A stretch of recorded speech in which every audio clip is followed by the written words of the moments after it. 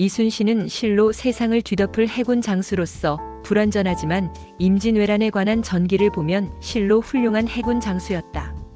서양에 있어 이와 필적할 자를 찾는다면 확실히 네덜란드의 장수 미힐 더라위터르 이상이라고 하지 않으면 안 된다.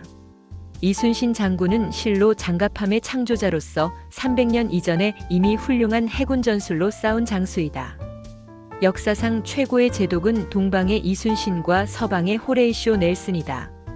거기에 넬슨은 인간적, 도덕적인 면에서 이순신보다 뒤떨어진다. 조선에서 태어났다는 불행 때문에 서방에 잘 알려져 있지 못하다. 임진왜란 같은 것을 사실대로 쓰므로 그 진면목을 기술하는 것은 잠옷 불쾌한 감이 있으나 만일 해상권력을 쥐는 것의 필요성을 말하길 원한다면 먼저 우리는 실패를 거울 삼지 않으면 안 된다. 우리는 평양에서 북진할 수 없었다. 이것은 우리 수군의 여러 장수들이 해전에서 이순신 때문에 시종 해상권력을 장악당한 죄로 귀결되지 않을 수 없다. 어떠한 때에도 어떠한 행동을 할 때도 우세한 해군력을 보유하지 않으면 안 됨은 만세불변의 원리로서 또한 성공의 기초이다. 이기고서 죽고 죽고서 이긴 고국의 영웅. 이순신이 수군을 지휘하여 일본 수군을 한산도에서 대패시켰다. 옛날 나폴레옹 1세가 산을 뽑고 바다를 뒤집어 엎을 세력을 갖고도 영국을 무찌르는 것이 불가능했던 이유는 넬슨의 해군에게 제압당하였기 때문이다. 조선반도의 쇠약함과 영국의 부강함은 나를 같이하여 말할 수는 없지만 나폴레옹과 히데요시가 그 뜻을 이루지 못한 결과는 동일하다. 이순신을 발견한 것은 메이지 일본 해군이었다. 1905년경에 일본 해군사관은 이순신이라는 이름을 학교에서 배우고 책으로 읽어서 잘 알고 있었던 것이다. 나를 넬슨에 비하는 것은 가능하나 이순신에 비하는 것은 감당할 수 없는 일이다. 그가 만약 나의 함대를 가지고 있었다면 그는 세상을 지배했을 것이다. 안녕하세요, 여러분. 오늘은 정말 흥미로운 이야기 하나 해볼까 합니다. 그것은 바로 일본의 역사 왜곡, 그 첫 번째, 바로 이순신 장군에 대한 일본 평가인데요. 우선 영상 시작과 함께 나온 내용은 지나가다 한 번쯤 들어봤던 각계 일본 유명 인사들의 이순신에 대한 평가입니다. 특히 메이지 시대 일본 해군에게는 엄청난 영감을 준 인물이었다고 하는데요. 물론 마지막에 도고 헤이아치로의 발언은 아직 정확히 확인된 바는 없다고 합니다.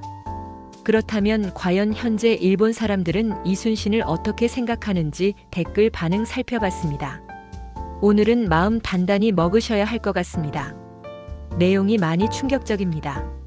그럼 시작하기 앞서 구독과 좋아요는 영상 제작에 많은 도움이 되니 한 번씩 부탁드릴게요. 바로 시작합니다. 다른 조선의 장수가 너무 떨어져서 상대적으로 평가가 높아진 것 같아요. 실제로는 명나라 전력이 있어서 방어에 성공했지만 자국의 체면 때문에 구국의 영웅으로서 추대했겠지요.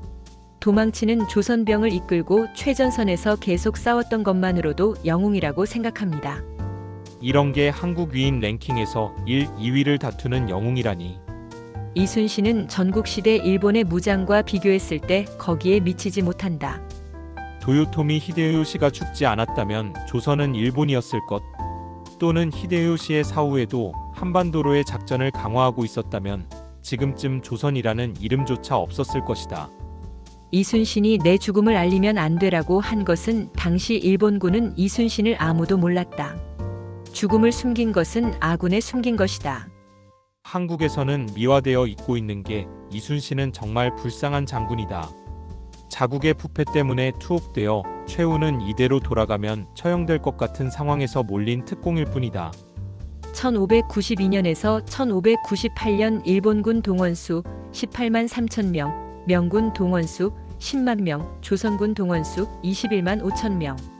1600년 시점에 각국의 인구는 일본 2200만 명, 조선 500만 명, 명조 1억 5천만 명이었다고 추측되고 있다.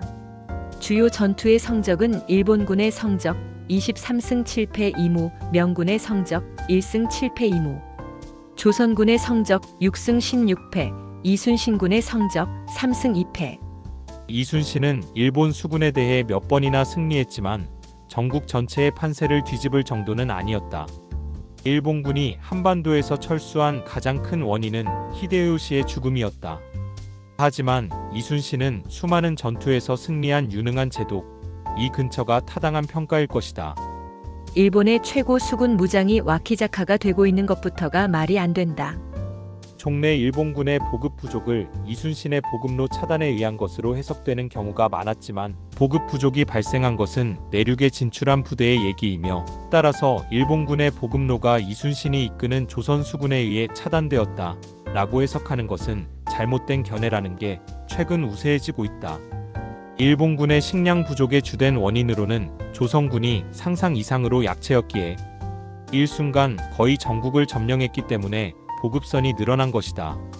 급작스런 공격에 의한 식량 준비 부족과 일본 측은 식량의 현지 조달을 생각하고 있었지만 당시 한반도에 상당히 식량이 부족했던 것 등을 들 수 있다.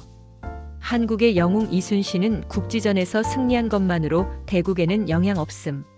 가장 일본군을 몰아넣었다고도 불리는 명량해전은 이때 한국에서는 330척의 대군을 이끌었다고 하는 일본 수군이지만 후세에서 이순신의 활약을 과장하기 위해 각색된 것일 가능성이 높다고 되어 있다.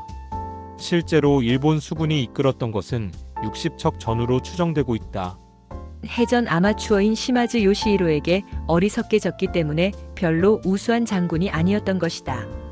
명량해전에서 침몰한 배는 31척이라고 하는 것은 이순신이 쓴 난중일기에 의한 수치이지만 이것과 교차 검증하는 자료는 없다.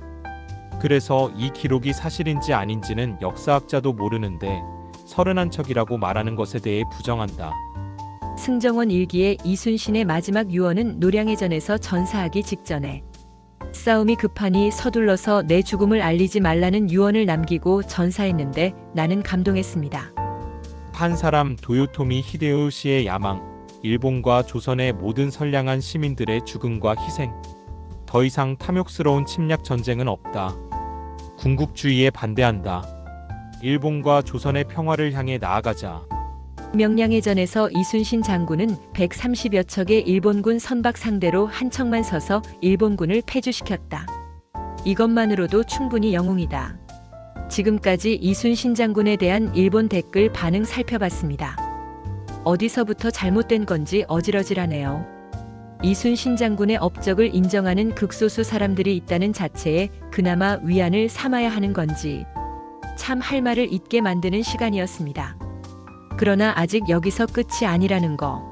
바로 일본의 역사 왜곡 두 번째가 준비 중이니 많은 시청 부탁드리며 오늘 이야기는 여기까지입니다. 감사합니다.